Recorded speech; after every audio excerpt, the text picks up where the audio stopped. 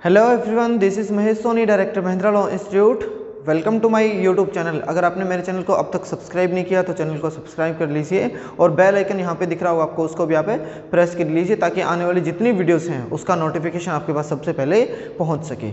Indian evidence act की lecture series को आगे बढ़ाते हुए आज हम डिस्कस करेंगे सेक्शन 8 के बारे में, जो आपको बात करता है मोटिव, प्रिपरेशन और कंडक्ट के रिगार्डिंग आपकी। तो पिछली जो वीडियो उसके अंदर सेक्शन 7 के अंदर कोज के रिगार्डिंग बात करी गई थी। तो what is the main difference between the cause and the word motive. तो यहाँ पे लिखा है नैरो देन द कोज। अब यहाँ पे जो वर्ड आपका मोटिव यूज कर रखा है ना, वो आपका नैरो टर्म है किसकी, किसी कोज की। कोज क्या रहता है, मतलब उसका बैकग्राउंड आपका क्यों वो आपने एक्ट कर रखा है वो। एक होता है किसी को मारना, एक मारना आपका मोटिव था, मारने के पीछे रीजन क्या था, वो आपका कोज के रिगार्डिंग बात करता है। मतलब इससे जो सेक्शन 7 है उसके अंदर मैंने आपको बताया, जैसे कहीं पे इलेक्शन होते हो और इलेक्शन के अंदर अगर एक पार्टी हार जाती है तो जो हारने वाला कैंडिडेट है वो उसको, जो विनर कैंडिडेट था उसको मरवा देता है। अब उसके अंदर था मारना, उसका मोटिव था, यहाँ पे उसने उसके ऊपर गोली चलाई, उसने मारना चाहता था, तो वो उसका मोटिव हो सकता है। लेकिन क्यों मारना चाहता था, क्योंकि वो इलेक्शन में हार गया था, री इलेक्शन वहाँ पे होंगे और उसके बाद वो जीत जाएगा, ऐसी किसी प्रिजम्पशन के साथ उसने वो मरवाया था। तो उस केस के अंदर उसका वो कोज हो सकता था। तो यहाँ पे जो बात कर रहे हैं हम लोग मोटिव की बात कर रहे हैं। जैसे इसके अंदर ना फर्स्ट वाली इलस्ट्रेशन दे रखी है, उसके थ्रू पहले इसको समझने की ट्राई करते हैं कि ये जनरल टर्म में कहाँ कहाँ पे और किस तरीके से यूज हो सकते हैं। इस वीडियो के अंदर इसके अंदर आपकी जो भी चीज़ आपकी होगी प्रिपरेशन से रिलेटेड, उसके एग्जाम्पल, केस लॉज, मोटिव के ऊपर इंपॉर्टेंट ज़्यादा केस लॉज हैं उनको आप देखेंगे। उसके बाद प्रीवियस जो आपका कंडक्ट होता है किसी पार्टी का और प्रिपरेशन, दोनों में क्या फ़र्क है या फिर दोनों सेम चीज़ है, उसको भी यहाँ पे डिस्कस करेंगे। उसके बाद बोलता है कि प्रीवियस कंडक्ट कौन सा होगा और खाली एक्ट कर देने के बाद का कंडक्ट जो होगा पार्टी का वो आपका सब्सिक्वेंट कैसे होगा। एफआईआर अगर एक्यूज ने खुद करवा दी तो उसको क्या आप कंडक्ट समझोगे, नहीं समझोगे, उसके रिगार्डिंग। उसके बाद बोलता है कि स्टेटमेंट किसी पर्सन ने दी है और साथ में वो कोई कंडक्ट कर रहा है तो उसको क्या समझेंगे, या फिर कंडक्ट करता है वो जब किसी पर्सन ने कोई स्टेटमेंट दी है वो। तो ये आपकी दो अलग अलग चीज़ें हैं, इन सबको यहाँ पे वीडियो के अंदर ही आज हम डिस्कस है जो करेंगे। तो एक एक करके हम लोग सीख लेते हैं। सबसे पहले आपका आता है मोटिव। मोटिव के अंदर फर्स्ट इलस्ट्रेशन देती है कि कोई एक पर्सन है। आप एग्जाम्पल के थ्रू जल्दी आपको समझ आती है कि जहाँ पे एक ए पर्सन बी का जो मर्डर कर देता है, ए ने बी का मर्डर कर दिया और चीज़ यहाँ पे हो रखी है कि सी पर्सन उनको देख रहा था, ये दोनों की लड़ाई चल रही है, उस टाइम पे सी वहाँ पे प्रेजेंट है और सी उसको देख रहा है। तो सी के देखने में क्या हुआ कि बी का मर्डर यहाँ पे कोज हो गया। अब इसके चीज़ के रिगार्डिंग अब क्या कर रहा है, ए जो सी पर्सन है वो ए को यहाँ पे क्या करता है, ब्लैकमेलिंग स्टार्ट कर देता है कि या तो मेरे को पैसे दो इसके बदले में, नहीं तो ये जो आपने बी को मारा ना उसकी स्टेटमेंट, जो आपकी ये जो बात है वो मैं आपको पब्लिक में वहाँ पे कर दूंगा। अब ये यहाँ पे क्या करता है, सी पर्सन ए को ब्लैकमेल कर रहा है कि या तो मेरे को पैसे दो, नहीं तो मैं आपके जो मर्डर की बात है ना, बी का मर्डर कर दिया, वो सारी बात आपके पब्लिक को यहाँ पे मैं पब्लिक कर दूंगा। तो इस एवज में जो ए पर्सन है वो सी का भी मर्डर कर देता है।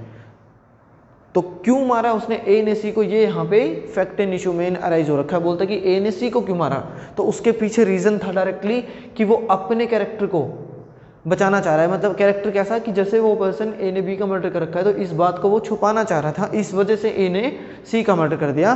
तो ये आपके इलस्ट्रेशन फर्स्ट वाली जो उसके अंदर लिखा हुआ है। एक बार देख लेते हैं बढ़ के कि सेक्शन के अंदर क्या लैंग्वेज यूज्ड है। सबसे पहले आपकी सेक्शन 8 के अंदर लिखा है मोटिव, प्रिपरेशन, प्रीवियस और द सब्सिक्वेंट कंडक्ट। अब आपका जो मोटिव है वो क्या रहेगा कि कोई ऐसा फैक्ट जो कि शो करेगा कि यहाँ पे इस पर्सन का मोटिव था वो रेलेवेंट माना जाएगा। क्योंकि हम लोग रेलेवेंसी का चैप्टर पढ़ रहे हैं तो रेलेवेंसी ही करवानी है कि पार्टी का यहाँ पे जो एक्ट है वो रेलेवेंट कब होगा। तो इसके अंदर आपकी चीज़ बता रहा है कि ए पर्सन ने बी का मर्डर करा, ये बात सी ने देख ली, ए ने सी का मर्डर कर दिया, इसी से जुड़ा हुआ कोई चीज़ है। तो ऐसा कोई भी आपका फैक्ट जो शो करे उसके मोटिव को। अब यहाँ पे ए ने सी को क्यों मारा था, ऐसा मोटिव यहाँ पे शो हो रहा है, ऐसा कोई भी फैक्ट यहाँ पे शो हो रहा है ताकि वो ए ने जो बी को मारा था वो बात अपने आप छुपाई जा सके, पब्लिक के सामने ना आए, यहाँ पे ये मोटिव था। तो ऐसा कोई भी फैक्ट जो कि शो करेगा किसी पर्सन के एक्ट करने के मोटिव को, तो वो भी आपका रेलेवेंट माना जाएगा। उसके बाद आपके इसके अंदर बोलता है कि constitute the preparation for any fact in issue और रेलेवेंट फैक्ट। इसके अंदर बोलता है कि जब भी आपने कोई ऐसा फैक्ट जो कि यहाँ पे कॉन्स्टिट्यूट करता है किसी प्रिपरेशन को, कॉन्स्टिट्यूट करी जाएगी प्रिपरेशन और जो मोटिव है वो यहाँ पे शो करा जाएगा। तो कॉन्स्टिट्यूट करने वाले सारे फैक्ट आपके रेलेवेंट माने जाएंगे। जैसे कोई पर्सन अगर ए बी का मर्डर कर रहा है, उसके पर्पज से क्या करेगा, पहले वो या तो जहर खरीद के लेके आएगा कोई पॉइजन, या फिर उसने क्या किया, यहाँ पे ए ने चोरी की कोई गन रखी हुई है अपने पास जिसका पता सी को है, तो अगर ये बंदा स्टेटमेंट देगा यहाँ पे कि मैंने जब ए ने बी को मारा था ना, किस पॉइजन से मार रखा है, इस तरह का जो पॉइजन था ना वो उसके पोजीशन में मैंने पहले देखा था, या फिर जिस गन से गोली लगी है, और यहाँ पे एक और भी स्टेटमेंट आई थी कि वहाँ कोई ना कोई चोरी भी हो रखी थी गन की, तो उन दोनों फैक्ट्स को मिला के ये चीज़ें यहाँ पे स्टेटमेंट दे सकता है कि मैंने ए को उस चोरी की गन के पोजीशन में पहले देखा था, तो मेरे को पता है इस बात का कि ए ने वो गन चोरी करी थी, तो हो सकता है कि उस पर्सन ने वो चोरी इसीलिए करी है ताकि वो बी को मार सके। तो इस तरीके की स्टेटमेंट आपकी प्रिपरेशन के अंदर आती है। उसके बाद आपका कंडक्ट की बात करता है, मतलब एक अगर कोई भी पर्सन स्टेटमेंट देगा कि अपने गाँव में ना अभी कल शाम को चोरी हुई थी और जिस चोर ने वो चोरी करी थी उसको पकड़ने के लिए पुलिस आ रही है, ऐसा कोई स्टेटमेंट अगर ए देगा तो वहां से जो बी पर्सन था वो उठ के भाग गया। अब इस केस के अंदर क्या अंदाजा लगाया जाएगा कि यहाँ पे इस पर्सन ने बी ने ही वो रात को चोरी करी थी, यही आपका एक प्रिजम्पशन लेके चलती है कोर्ट। ये आपका हो सकता है कि सब्सिक्वेंटली कंडक्ट है, उससे पहले वाला कंडक्ट की मतलब कोई ऑफेंस कमिट हुआ उससे पहले इसने क्या किया था कि कोई इस तरीके का कोई एक्ट करता हो जिससे पता लगे कि हाँ वो ऑफेंस को कमिट करने के टूवर्ड्स ने ऐसा कोई एक्ट कर रखा है, तो वो आपका प्रीवियस और ये आपके सब्सिक्वेंट कंडक्ट के अंदर आ जाएंगे। अब ये आपके एक एक कंसेप्ट के साथ आपके क्लियर हो गए। अब इसके अंदर क्या क्या केस लो है वो यहाँ पे देख लेते हैं। पहला बोलता है आर वर्सेस पामर का 1865 के अंदर केस है। इस केस में क्या हुआ कि एक ए पर्सन था, वो बैंकरप्ट हो चुका था, मतलब दिवालिया उसका निकल चुका है, कंपनी सारी जो भी जॉब थी वगैरह सारा कुछ उसका छूट गया था, तो वो क्या हो रहा है कि जीरो लॉस में चल रहा है। अब जीरो के बाद माइनस में जाएगा जब वो किसी बी पर्सन से लोन लेगा। अब उसने हो सकता है कि 1 करोड़ रुपए का लोन ले लिया हो ताकि वो अपनी दिनचर्या को यहाँ पे ठीक से चला सके और अपने जितने केस हैं उनको निपटा सके। अब 1 करोड़ का अगर बात करोगे विद इंटरेस्ट की तो हो सकता है कितना बड़ा अमाउंट मिले। अब उस केस के अंदर क्या हो रहा है कि जो बी पर्सन बार बार उससे ए से अपने पैसे वापस लेने आ रहा था ना, तो ए ने उसका मर्डर कर दिया सो दैट कि उसको उसका जो लोन के पैसे थे वो वापस ना करने पड़े। तो यहाँ पे मोटिव शो हो रहा है कि वो क्यों मार रहा है उसको, ताकि वहाँ पे क्या है कि उसको वो सारे पैसे ना देने पड़े। तो इस तरीके का जो मोटिव शो होगा इस केस के अंदर ये बताया गया था। दूसरा आर वर्सेस रिचर्डसन का केस आपके पिछले सेक्शन में भी आ गया था 7 में, कि उसने जब भी एक ए पर्सन था उसने अपनी गर्लफ्रेंड की हत्या कर दी थी। उस केस में क्या हुआ था कि ए और बी के रिलेशन थे जिनकी वजह से जो बी लड़की है वो प्रेग्नेंट हो गई थी। अब यहाँ पे जो ए पर्सन है उसको बोलती है वो भी अपने बॉयफ्रेंड को कि आप मेरे से शादी कर लो। अब वो शादी नहीं करता तो वो लड़की धमकी देती है कि अगर आप मेरे से शादी नहीं करोगे तो मैं क्या करूँगी, पब्लिक में वो सारी बातें बता दूंगी। तो ए पर्सन ने क्या किया, यहाँ पे अपने कैरेक्टर को सेव करने के लिए उस लड़की की हत्या कर दी थी। तो यहाँ पे मोटिव दिखता है कि उसने क्यों किया, क्योंकि वो अपने मोटिव को शो करना चाह रहा था। तो यहाँ पे मोटिव शो होता है कि यहाँ पे अपने कैरेक्टर को सेव करना is the motive of that person. तीसरा बोलता है नत्था सिंह वर्सेस एम्पर का केस है। उस केस के अंदर आपका बताया गया कि कुछ एविडेंसेस कोर्ट के सामने इस तरीके से आप लेके जा रहे हो कि वो कोर्ट को इस तरीके से कन्विंस करते हैं कि अदर एविडेंसेस की आपको जरूरत ही ना पड़े। मतलब जो एविडेंस आप 1 या 2 3 जितने भी लेके गए वो इतनी कन्विंसिंग हैं, इस नेचर के हैं कि कोर्ट को फर्दर एविडेंसेस वगैरह मंगवाने की जरूरत ही नहीं पड़ रही। डायरेक्टली शो हो रहा है कि इसी पर्सन ने वो मर्डर कर रखा है। अब क्या होता है कई बार सीसीटीवी फुटेज है उसके अंदर विद वॉइस वाले आपकी रिकॉर्डिंग आ जाती है। तो उस केस के अंदर ए है बी है उनकी लड़ाई चल रही है या फिर किसी पुरानी रंजिश की वजह से सीधा सामने आता है और सीधा सीधा बोल देता है कि हाँ अगर ये आप अभी के अभी काम नहीं करोगे तो मैं आपको मार दूंगा। तो उस केस के अंदर वो बी पर्सन अगर मना कर रहा है तो ए फोटोज के अंदर यहाँ पे क्या हो रहा है, सीसीटीवी फुटेज के अंदर ये चीज़ दिख रही है कि ए पर्सन वहाँ पे उसका मर्डर है जो कोज कर रहा है। तो डायरेक्टली यहाँ पे कोर्ट के माइंड में हिट करेगी कि फर्दर एविडेंस तो मंगवाने की जरूरत ही नहीं है जब सीधा सीधा दिख ही रहा है। या फिर ऐसा हो जाता है कई बार कि कोई स्टेटमेंट देता है डिफेमेटरी स्टेटमेंट या फिर अदर किसी भी क्राइम के रिलेटेड है, वो पोस्ट आपकी जो पोस्ट है वो आपकी फेसबुक या फिर इंस्टाग्राम पे इस तरीके से वायरल हो रही है कि सबको कोर्ट को अपने आप ही वो चीज़ संज्ञान में आ जाती है कि इसी ने ये पर्सन ने वो ऑफेंस है जो कमिट कर रखा है। तो फर्दर एविडेंसेस को यहाँ पे for the purpose of proving the motive आपका जरूरत ही नहीं पड़ती, कोर्ट वहीं पर मान लेगा कि आपने ये एक्ट कमिट है जो कर रखा है। उसके बाद बात आती है आपकी प्रिपरेशन की, तो वो क्या करेगा यहाँ पे कॉन्स्टिट्यूट करी जाती है प्रिपरेशन को। अब इसके अंदर आपके ये सारे केस कंप्लीट हो गए। प्रिपरेशन के अंदर अगर देखेंगे तो क्या चीज़ आ रही है कि प्रिपेयर करना for the purpose of commission of such offence. उस ऑफेंस को कमिट करने के लिए आपने कौन कौन से स्टेप्स लिए हैं। एक तरीके से अटेम्प्ट अलग चीज़, अटेम्प्ट के पहले प्रिपेयर करोगे। जैसे ए सोचता है बी को मारने की, उसके रिगार्डिंग वो क्या क्या करेगा, या तो वो उसके घर पे जाएगा, पहले उसके घर पे देख के आएगा कि हाँ यहाँ पे कोई भी नहीं है, तो उस केस में वो अपनी फील्डिंग लगा देगा कि हाँ कुछ बंदे उसके ऊपर नज़र रखते रहेंगे कि कब वो पर्सन घर से बाहर जा रहा है, कब वो घर से अंदर आ रहा है, किस किस से मिल रहा है, उन सब की कॉल रिकॉर्डिंग निकालना, उससे पता लगा सके कि हाँ वो पर्सन के लिंक जो है वो कहीं पे भी नहीं है, तो इस एविज में वो उसका पीछा करते करते क्या कर सकता है कि आसानी से वहाँ पे वो ऑफेंस है जो कमिट कर सकता है। तो उसके रिगार्डिंग आपकी बात हो रही है कि प्रिपरेशन करना।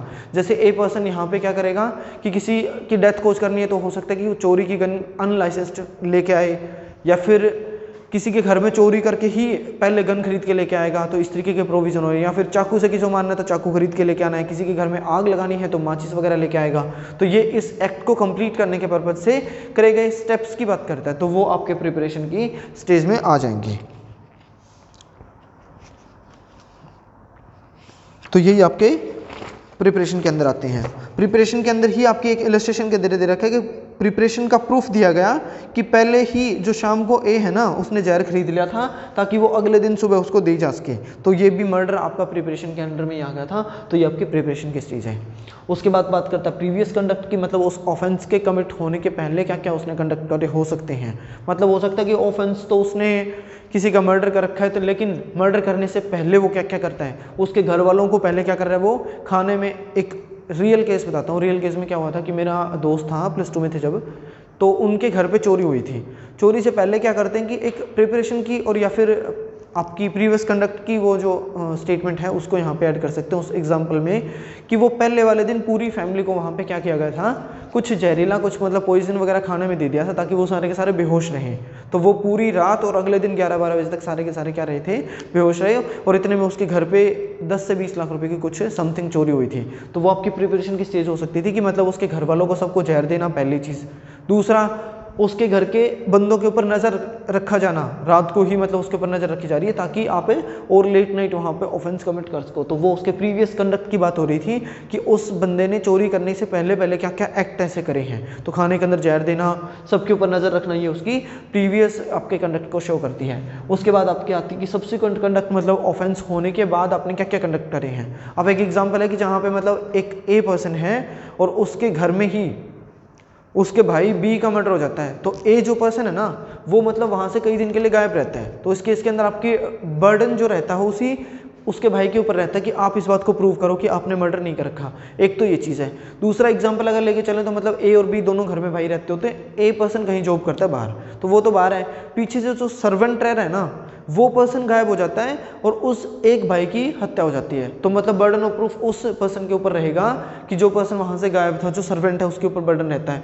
मतलब सब्सिक्वेंट कंडक्ट के अंदर इसको डाल सकते हैं कि मरने के बाद वो बंदा कई दिन तक गायब है, तो उस बात को ये प्रूव करेगा वो सर्वेंट कि मैंने उसकी हत्या है जो नहीं कर रखी है। अब अगर वो प्रूव कर दे कि गाँव में किसी इस तरीके की एक्ट की वजह से मैं यहाँ से भाग गया था, या फिर घर में मतलब ऐसी प्रॉब्लम थी जिस वजह से मैं गायब था इसलिए मैंने यहाँ पे मर्डर नहीं कर रखा, तो वो अलग चीज़ है, वो अपनी बात को प्रूव करेगा। और प्रूव नहीं कर पाता तो यहाँ पे इसके अंदर यहाँ आ जाता है। एक चीज़ ये। दूसरा आपका Agnu Nagesia versus state of Bihar 1966 supreme court के केस में बोला है कि जब भी कोई पर्सन एक्यूज्ड खुद ही अपने खुद ने ऑफेंस करा, उसके बाद खुद ही वो बंदा क्या कर रहा है, एफआईआर करवा के आ रहे हैं, तो उसको भी सब्सिक्वेंट कंडक्ट के अंदर यहाँ पे इंक्लूड है जो करा गया था। उसके बाद आपकी एक्सप्लेनेशन के अंदर आ जाती है कि स्टेटमेंट प्लस कंडक्ट दोनों चीज़ें होनी चाहिए।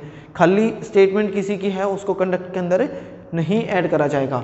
अब स्टेटमेंट क्या दे रहा है, मतलब एक ए पर्सन है और वो बस स्टैंड की साइड से अपनी साइड यहाँ पे भागा आ रहा है इस साइड, तो वो बंदा क्या कर रहा है कि इस तरीके की स्टेटमेंट दे रहा है कि पीछे जो बी पर्सन है ना उसने मेरे बहुत सारे थप्पड़ मारे हैं, लाठी से मेरे ऊपर उन्होंने हमला कर दिया।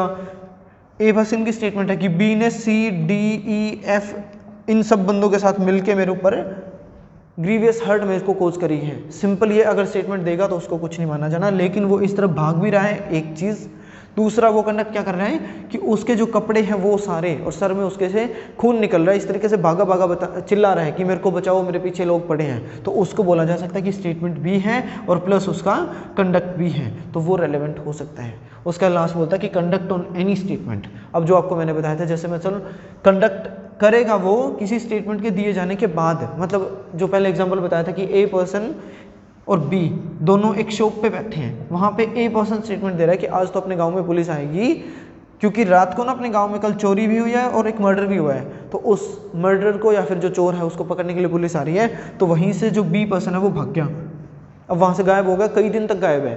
तो अब बर्डन ये इसके ऊपर रहेगा कि आपने चोरी नहीं करी, आपने मर्डर नहीं कर रखा, ये आप प्रूव करोगे। अगर इन केस अगर बी प्रूव कर देता है कि मेरी मम्मी ने मेरे को कुछ सामान लेके आने के लिए बोला था जो कि मैं आपके साथ बातों में लगे तो भूल गया था, तो इसलिए मेरे को एकदम से याद आ गया, मैं भाग गया था, एक तो ये चीज़ अगर प्रूव कर देगा तो बच जाएगा। अदरवाइज इसके ऊपर बर्डन रहेगा कि उसने जो है वो सब्सिक्वेंट टू द एक्ट उसने कोई कंडक्ट कर रखा है।